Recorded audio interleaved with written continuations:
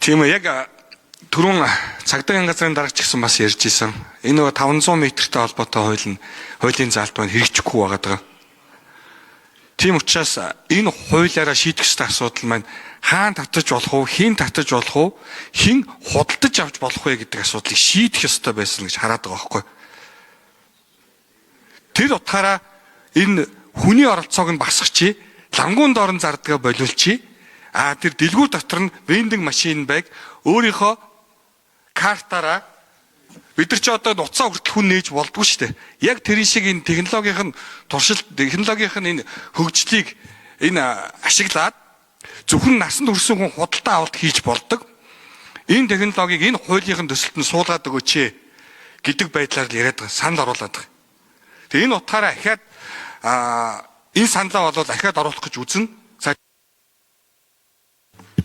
За Батбаяр гишүүнд нэмэлт 1 минут. Тэгэхээр одоо болж байгаа гол маш хамгийн гол ач холбогдолтой зүйл нь хэн худалдаа авах, хаана хэрэглэх вэ гэдэг нь чухал байгаа учраас энэ асуудлыг энэ хуулийн төслөөр шийдэж чадаагүй гэсэн үзэл бодолтой байгаа учраас ажлын хэсэгт ороод одоо өөрийнхөө энэ саналыг тусгуулах талаар ажиллах одоо хүсэлтэй байна.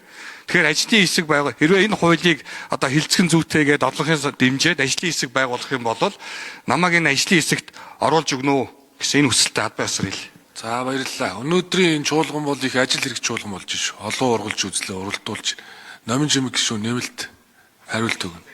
Асуулт за нэмэлт 1 минут өгчөө. Номин Жимэг гишүүн. За нэмэлт тайлбар өгчээ. Хаана хүнд зарахгүй асуудал бол хуулиар маань зохицуулсан байгаа. Би бас тэрийг түрүү тодорхойлсон баг. Зүгээр юу юм бэ л дээ, хүүхдүүд угаасаа томоогүй. Бид нар фокус группийн судалгаа эдэр хийж үзсэн. Ер нь баг ингээд нэг юм бие хүн болсон, тэрийгээ эсэргүүцэх гэж албаар одоо багшийнхаа хажууд ардаа ангийнхаа ард суугаад татдаг ч гэдэг юм уу те.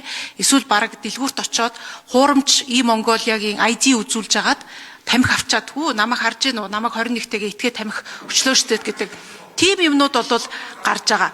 Тусгай зөвшөөрөлтэй газраас. Энэ бол угаасаа хаач байдаг газар. Гэтэ бид нар энийг мэдээж байхгүй болгохын төлөө явна. Вендинг машин буюу автомат машинаар зарах асуудал бол одоогийн хуулиар хориотой байгаа. Энэ би танд хэлсэн судалгааны хувьд бол үнэхээр үр дүнгүй хүүхдүүдэд далд зах зээл, дундын мэдл маань үүсгэх гэд манай судлаачид бас хэлчих байхаа. Ийм үр дагавар гардаг юм байлээ шүү гэдгийг би бол байр сууриа илэрхийлж байна.